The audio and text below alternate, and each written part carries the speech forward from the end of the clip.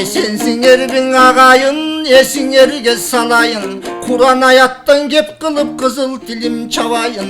Tarıkta Kur'an baykasak tan kaldırgan dalayın. Tüpöyül bolboy özögün tüşünüp alsak tüzüktür. Baş çaykasa kim biri baktısın anım bütüktür. Allah'ın sözünü aytat dep perişte cabır eğildi. Bir geste paygambarım gütüktür. O şentip Kur'an kitabı 22 yıl 2 ay 22 günde tüşüktür. Yaratkan sözü gelgence can düğneler rüşüktür. 6236 hayatı alamdı kamtit karaçı. 114 sürü bölüm var yürektüm bolgon kanatı. Kur'an'dan kaygın azayat, Kur'an'dı bilgen sakayat. Kançalık yıllar ötse da kartaybayt Kur'an caşarat. Jattaydın oku bir ölüp jaşoda dildi tazalap. Berilgen Kur'an kitepke periştelerden batalat. Baylangan candın tübölük baktısı toluk Kur'an'da. Ayağı bütmez ilimdin açkışı toluk Kur'an'da. Kur'an'dın oku vartınan Kudaydan bağırın suranda. Toktoğu bolup şaşpağın toluk Kur'an jattağın. Jaratkanға dos bolup jaman joldu baspağın. Kadırulu kırgız elingdin kaada saltın saktağın.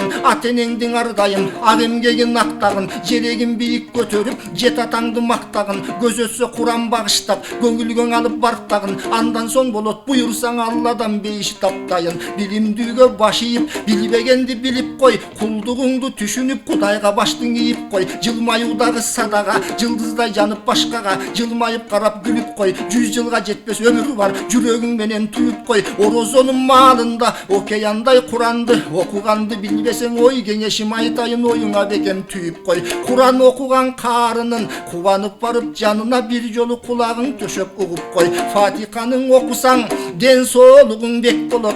Yasin'din okusan iyiligin 5 bolop. İmran'dın okusan jokçulukka çep bolop. Vakiyanın okusan gedeylik jetpey üyüngö. Baylığın arıp köp bolop. Urmattasan Kur'an'dı uvaktın beker korobay. Ayatul Kürsi'ni okusan aldığından kırsık torobay. 4 kuldu günden okusan ezeli cinleri jolobay. Ayta versen bütböstür ayatlardın sırları artamgası geremet.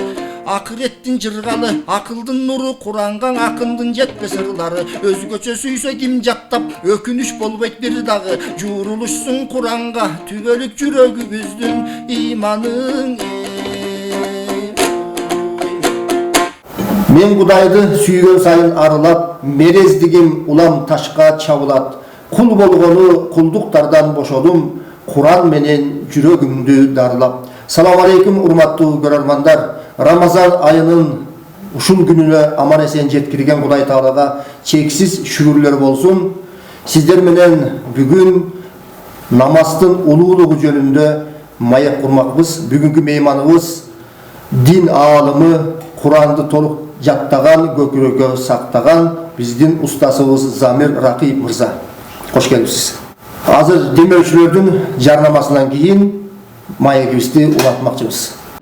Har birөөбүз жакындарыбызга эң жакшы нерсени тартуулаганга умтулабыз. Адалеттен өзгөчө ыкма менен жасалган дам эталону. Ал халал. Накта эт азыктары. Пайда, манай, ырахат, дам.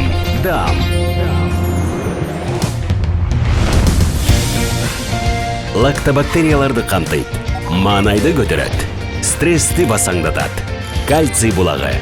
Ар бир үй бүлөгө кубаныч алып келебиз. Оокаттардын баарын жыйыштыралы кызым. Ой, ал жакта баары бар. Керектүүлөрүн эле алгыла.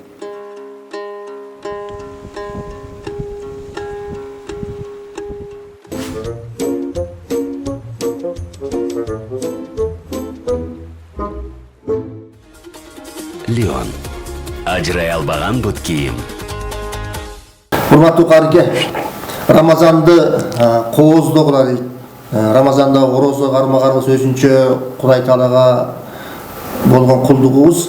Анан Рамазандагы биз кылып аткан намазыбыз өзүнчө бир керемет ибарат эмеспи? Şu элге намаздын улуулугу жөнүндө кеп салып берсеңиз. Bismillahirrahmanirrahim. Elhamdülillah ve salatu ve selamu ala Resulillah. Birinciden Allah subhanahu ve ta'alaga şükürler. Peygamberimiz sallallahu aleyhi ve sellem'e salavat selamlarımız olsun. Andan keyin bul namaz bagı dinibizin bir tiregi olup eseptelgen eң çoң ibadat. Mına oroz aylarında turup atabız. Kuday Taala bul aylarda bir jazagan sooptordu eselep Allah Taala bir çeksiz kılıp bere turgan şunday berekeli aylardabız. Bирок ошонун ичинде дагы Рамазан айынын ичинде Алла Таала эң чоң ибадаттардын башы кылган пенде менен Алла Тааланы эң жакындатып алып келе турган ибадаттардын башында эмне турат десе бул намаз. Намаз деген ушундай нерсе, билесиздер, буга иманы бар мусулмандардын бардыгы ушуга ынанып, ушуга ишенип иман келтирет. Пайгамбарыбыз ушундай бир Алла Таала жолунда жан үрөп кызмат кылып, Алла Тааланын разылыгынан башка нерсени эч көзүнө албастан ушундай бир кайрат кылган инсандардын эң чоң башында бүтүн дүйнөдөгү өткөн бардык инсаният, бардык адамзаттын кызматын бир тарапка алып, пайгамбардыкын бир тарапка алса, пайгамбардыкына эч жетиши мүмкүн эмес болгон улуу зат. Ошондой кызматына Алла Таала бир сыйлык катары Мирач деп билесиздер, асманга көтөрүлгөн пайгамбарыбыз Жибраил периште мына Харам мечитинен азыркы Меккеден алып, мына Куддуска азыркы мына Палестина турган жерге алып келип, ошол жерде намаз окушуп, андан кийин анан түндө көтөрүлгөн. Ошо асмандардан пайгамбарыбыз саллаллаху алейхи вассалам өзү ошо биринчи асманда баланча пайгамбарга жолуктум, экинчиде баланча, жетинчиге жеттим.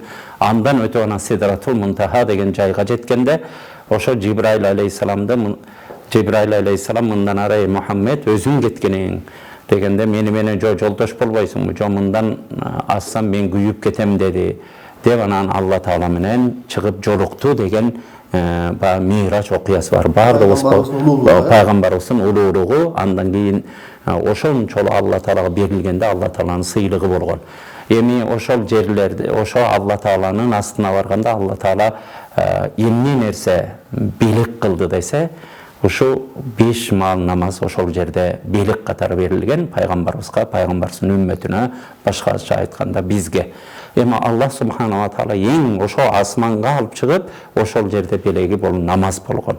Намаз болгондон кийин муну бардыгыбыз ошондой сезишибиз керек, бул ибадатты Алла Таала үммөтүнө берген, Алла Таала пайгамбарына, пайгамбардын үммөтүнө, бизге берген эң чоң белеги бул намаз экен. Кур'ан-ы Каримде Алла Таала «Васджуд вақтариб» деген аяты бар.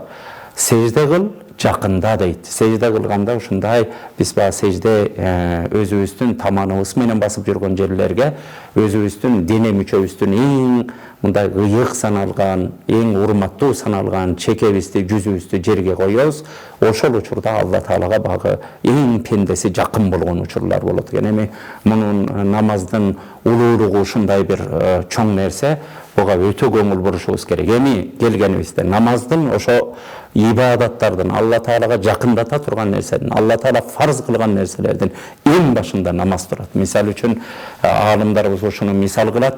Bir adamdan Kuday saktasın, emi butun kestirip alışı mümkün. Kolu jok adamdardı bilebиз. Bir böyrөгүнөн ajırap kalgan, bir gözüнөн ajırap kalgan degen siyaktуу müçөлөрүнөн ajıragandарды көрүп жүрөбүз. Бирок башынан ажыраган эч кимди көргөн эмеспиз. Ошол сыяктуу намаз бул адамдын дене мүчөсүнө салдырганда бул баш болуп саналган нерсе. Башы жок адамды эч бир көрбөйбүз да дүйнөдө. Баш жокпу, бул адам жок деген кеп. Ошол сыяктуу намаз жокпу, бул дин жок сыяктуу. Намаз ушундай улуу нерсе. Андан кийинки нерсе бул ороз айлары, Рамазан айлары ушундай бир берекеттүү айлар экен. Пайгамбарыбыз саллаллаху алейхи вассалам хадистерде Рамазан айында кылынган нафил жөн эле Алла Тааланын буйругу жок эле, жөн Алла Таалага жакындайын деп кылынган иштер бул нафил. Жөнөкөй учурларды Рамазанда туткан орозо бул парыз. Бул парыз. Башка учурда өз ыктыяры менен кылган нерселер бул нафил болуп саналынат. Эми башка учурда нафил ибадатка бир сооп берилсе, бул Ramazan ayında bir nafil iş kılıp koya turgan bolsok, buga farzdın soğu verilet eкен. Bir farz atkarılsa buga 70 farzdın soğupları verilet turgan ulu aylarda turabız. Oşon üçün bu Ramazan ayın orozo tutuş menen birgelikte oşonu kanday kılıp kozdondurabız, kanday kılıp bir görküne çıkarabız degende bul eң görküne çıkara turgan nese uşu namaz eken. Anan Sırada oğuzumuzga şekerdep turalı. Естіп атам, оруз айында отырабыз, баарыбыз таравих намазын окуйбуз да. Анан бизде мындай адамдарыбыз бар да. 5 убак намазын окубайт, бирок ушу оруз айында таравих парз сыяктуу келип дайыма катышкан адамдарыбыз бар. Ушул башка сүннөттөрдөн таравих намазынын айырмачылыгы, сооктулугу жана башка парзга катышпай таравихке келип аткан адамдарга кандай кеңеш айтат экенсиз? Bu kеңешибиз ушундай эле. Эми башка учурда да Алла Таала фарз кылган күнүнө 5 маал намазды бул фарз, бул деген милдет. Фарз деген нерсени каалайынбы, каалабайынбы деген нерсе эмес. Бул Алла Тааланын буйругу. Ошон үчүн бардыгын кылышыбыз керек. Эми адамдарда динге азыр жаңы келген адам бар, түшүнүгү жетип жетпеген адам бар. Эми Кудайга шүгүр бардыгынын кылган ибадатын сыйлайбыз. Бардыгынын колунан келишинче Кудай Таалага ошондой кулчулук кылсам дейт. Өзгөчө багы динден алысыраак болгон адамдар ошо ороз айына келгенде ошо бир ушул айларда бир жакшылык кылып алсам деп анан таравих намаздарга келишет экен. Туура таравих намаздарга келген багы гүл үстүнө гүл деп билебиз.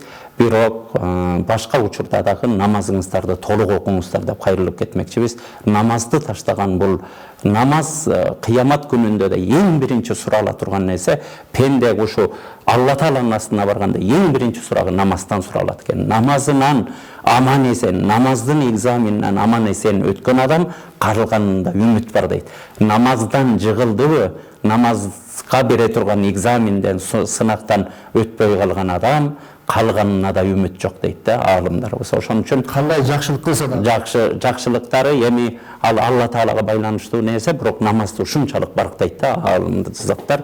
Ошон үчүн башка намаздарды үзгүлдүк кылбай окугула, Кудайга жакындагыла демекчибиз. Анан бирок таравих намазына келгендер, Алла разы болсун, азыркы учурларда мына мечиттер толо таравих намаздар окулуп атат, хатым Курандар, ар бир жерге хатым Курандарда Куран ушундай мына астыбызда турат, мына ыйык китеп. Бул китептин бир сүйлөм же болбосо бир сөз эмес. Пайгамбарыбыз бир тамгасына дагы сооп бар деген. Бир тамгасына 10дон сооп аласың деген. А бул китепти окуп бүткүчө өзү миллиондогон тамга чыгат. Миллиондогон тамганы 10 эселеп көбөйтсөңөр, аны Рамазандын ичиндеги берекеттер менен канчалаган бир соопторго ийге болот экен. Ошон үчүн бул таравих намаздарына келгендер аябай жакшы, бирок таравих намазын гана окуп, анан башка учурда мындай таштап коем деген түшүнүктөн адам алыс болуш керек. Андан кийинки сиздин сурооңузга баягы таравих намаздын өзгөчөлүгү деген бул сүннөт намаз, бул дагы биздин мазхабыбызда сүннөт болуп саналынат. Бул нерсени бирок багы ушул Рамазан айын кооздоонун бир бөлүкчөсү болот экен да. Күндүздөрү орозо, адал болгон тамактардан да тыйынып, Алланын ыраазылыгы деп, түнкүсүн ошо чарчап калдым, арып калдым, кечке ачка жүрдүм дебей, ошончолук узун намаздарды окуп, түн ичинде баягы бутубузга туруп алып, Алла Тааланын кыбласын жүздөнүп алып намаз окуганыбыз бул Кудай Таалага эң жага турган нерсе болуп саналат. Буну ойлоп көргөнүбүздө күндүз деги эле орозо болуп жүрүп атабыз. Түнкүсүндө ушу таравih намазды 1 саат, 1,5 саат ушундай тегерегинде окуп атышат. Бирок 1,5 саат окуганыңызды Кудай Таала таң аткыча намаз окуду дегендей бир сооптор болот экен. Ошон үчүн бул таравih намаздын орду өзгөчө. Ошон үчүн жалпы мусулмандарга айрылып кетерибиз. Ошо 30 күн чыдап бир да эрекетин кем кылбастан ошо таравих намаздарга да көңүл буралы. Бирок таравih намазга келдим элем деп башка намаздардыга баягындай кайдыгер мамиле кылгандан да алыс бололу демекчимин. Намаз окуп жүргөн адамдарыбыз көбөйө берсин. Анан эл ичинде мындай сөз бар да, ушу намаз окуган адам экен, анан мындай кемчиликтерин айтып коет да. Биз ушул пенде катары бирөөнүн намазы кабыл болгон жок деп айта алабызбы негизи? Же кандай адам мындай намаз кабыл болбой, жүзгө жүз айта алабызбы же Кудайга таштайбызбы? Бул нерсе намаз деген нерсени багы күнүмдүк жашоого, күнүмдүк адамдык мамилеге да аралаштырбаган жакшы да бул нерселерди. Адамдар кандай характер болот? Мисал үчүн кээ бир адамдар туура намазын аябай толук окуйт, бирок баягы анча-мынча адамда кемчилик болот экен да. Ошон үчүн аалымдарыбыз айтат, адам тирүү жүргөндө тирүү адамды такыр мактаба. Бир күнү кемчилик кылып коет, тирүү болгондон кийин сен уят болуп каласың. Адамды мактай турган болсоң, өлүп калгандайын макта. Өлүп калгандайын ал бир кемчилик кылбайт, топурактын астына жатат деп. Тирүү басып жүргөн адамды мактагандан сак бол деп, этиятта деп. Ошон үчүн намаз окуган эле кишини күн экен, ай экен дегенден да алыс болушубуз керек. Умар радыйаллаху анху айткан сөз бар.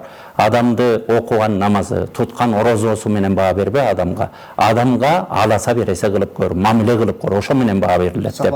Сапарга чыгып көр деп. Ошо сыяктуу намаз ал эми Кудай менен болгон байланыш. Бул Кудай менен болгон байланышын түздөш керек. Анан экинчи нерсе жанагындай сын таккан, туура адамда кемчилик болот. Бирок биз ушундай экенбиз, адамзаттын табияты да ушундай экен өзгөчө. Кичине намаз окуган адам бир аз кемчилик кылып койсо, ал көрүнүп калат экен да. Бул намаз окуган адам бир актай бо стена, бир дубал, аппак дубалга бир кички кара точка болуп калса, ошото алыстан көрүнөт экен да. Намаз окуган адам ошондой аппак стена сыяктуу көрүнөт экен дагы, ошо кичинекей кемчилик көрүнүп тура берет экен. Канчалаган адамдар турат, ал деле адам ошо сыяктуу, бирок баягы дин менен иши жок адамдын миң кемчилигин дагы адамдар айтпайт экен.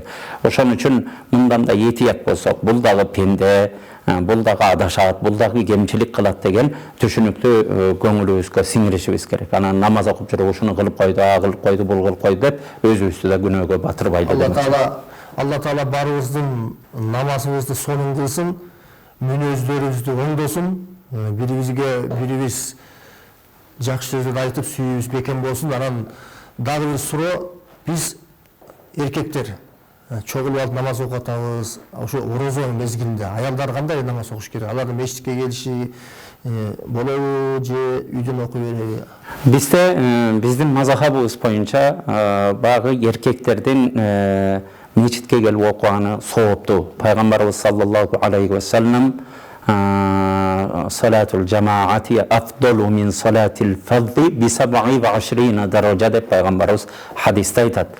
Жамаат менен окуган намаз жалгыз үйдө окуган намаздан 27 эсе сооптуу дейт.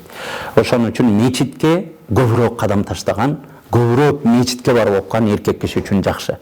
Эми аял киши үчүн кандай десе, аял киши үчүн анын тескерисинче үйдө окуганы сооптуу экен. Көчөлөрдө көп баспастан үйдө окуганы сооптуу. Ошон үчүн аял кишилер көбүнчө үйдө намаз окуганы жакшы болот. Анткени үйдө дагы намаз окулуу менен кут берекелер келет экен.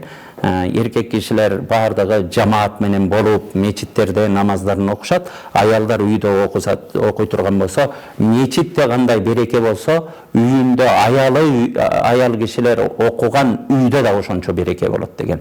Мечит деген бул Кудайдын үйү. Мечитте мейрим жаап турат. Ошол жерде бир Алла Тааланын пенделерине болгон белектери жаап турат деген сыяктуу. Ошондой абалды, ошондой абааны, ошондой бир баягы адамга жага турган нерселерди үйдө да кылыш үчүн ошо аял кишилер үйдө окуганы аябай баягы максатка ылайык болот. Ошон үчүн баардык эже карындаштарыбызга ошо үйлөрүндө намаз окуңуздар, эч намазды каза кылмаңыздар деп кайрылып кетмекчибиз.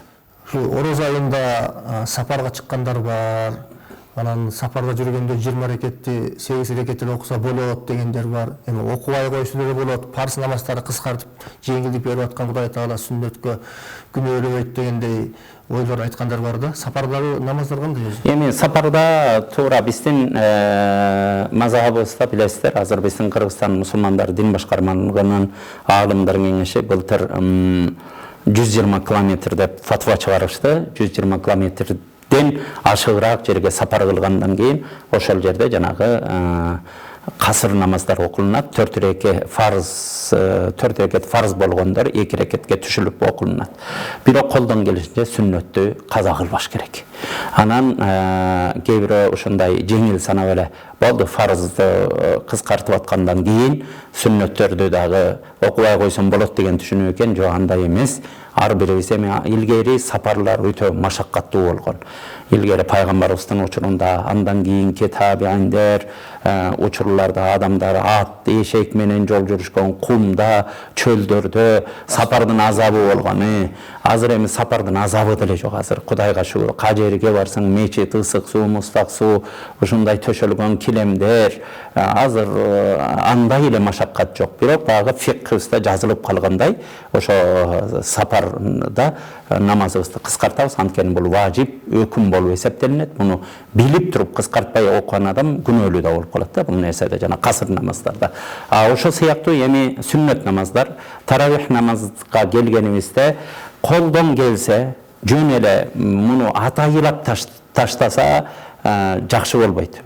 Кайсы эле нерсе болбосун, муну атайылап өзү жеңилдик издеп таштаса бул жакшылыкка алып барбаган нерсе. Ошон үчүн эгер такыр эле мүмкүн болбой калды, сапарда кол бошобой калса, айыласыздан багы таштаса эми күнөөгө батпайт. Ташталынып калынса.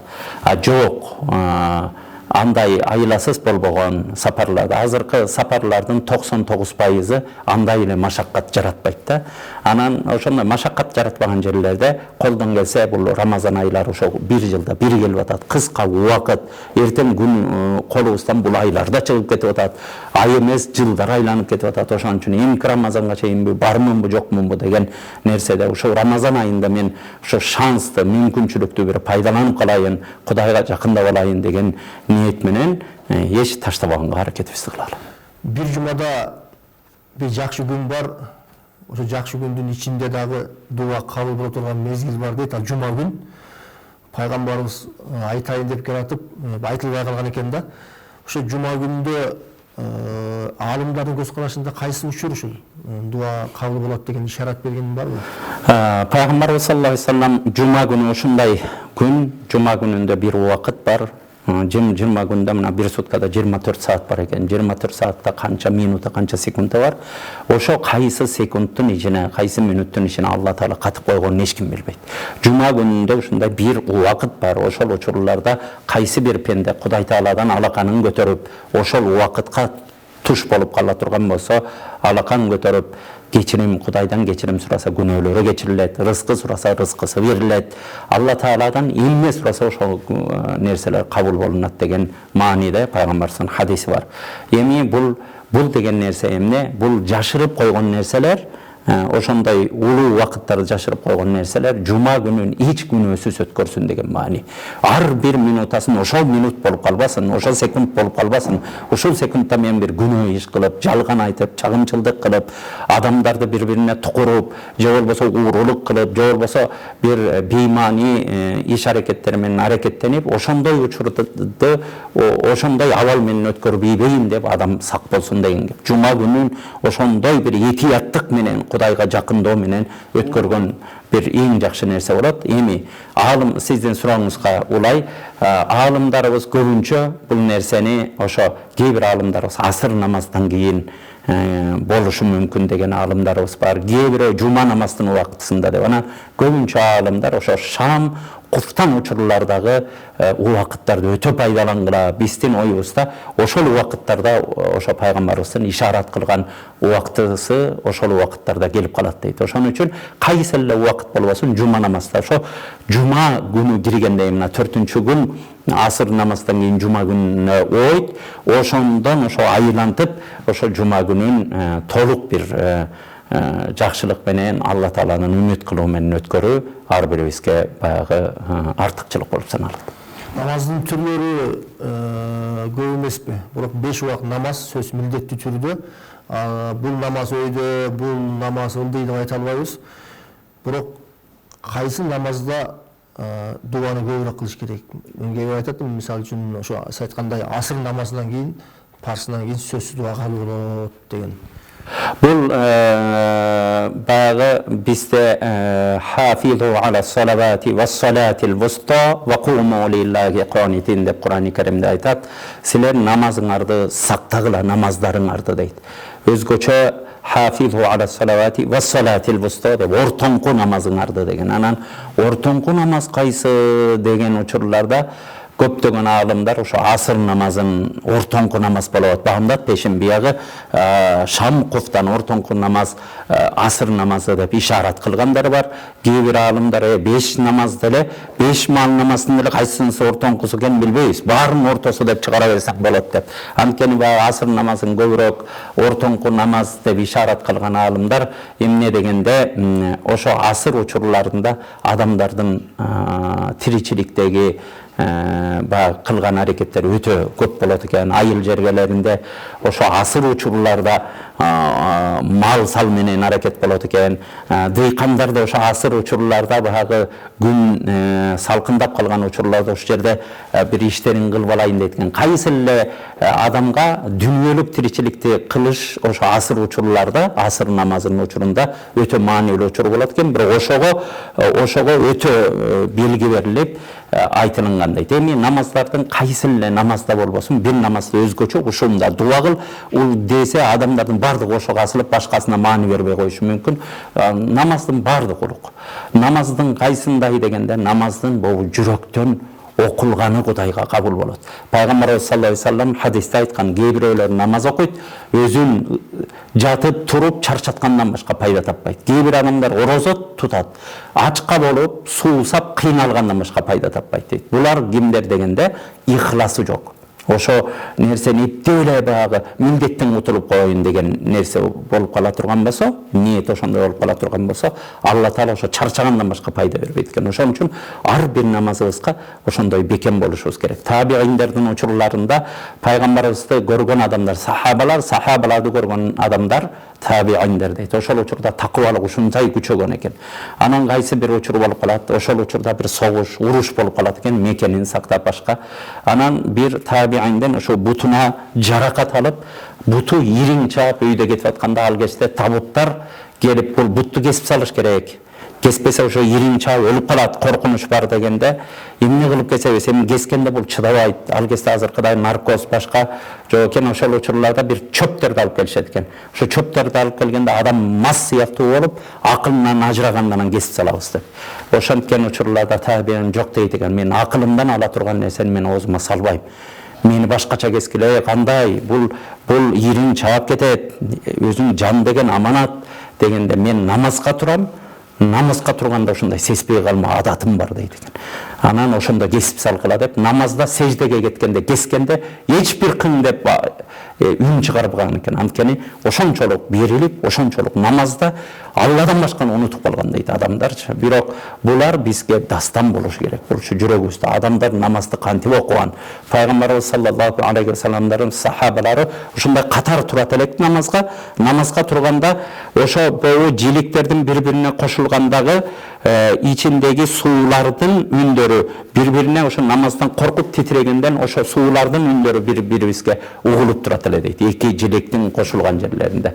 Ошентип намаз окушкан, негизги намаздарыбызды ошентип окуп дуа кылалы. Эми Кудай Таала намаз менен кылым кабыл болбогон дуа жок экен. Намазды ортого салсачы, башка ибадаттарды өзүнчө, бирок эң дуамды кабыл кылдырып алайын, Алла Таалага тилегим кабыл болсун десе, намазды ортоң чыгарышыбыз керек. Алла разы болсун, үйүңүзгө берекет болсун. Намаз жөнүндө жылдап окуп үйрөнүп атабыз. Жарым сааттын ичинде түшүндүрүш өтө кыйын экен, бирок келип маек куруп бергениңизге терең ыраазычылык айтмакчыбыз. Урматтуу көрөрмандар, Алла Таала Рамазан айында кандай жакшылыктарды, берекелерди убада кылса, баарыңыздарга, үйүңүздөргө жаадырсын. Демөөрчүлөргө дагы терең ыраазычылык айтмакчыбыз. Алла разы болсун. Эртеңки берүүдөн көрүшкөнгө чейин саламатта калыңыздар. Салам алейкум.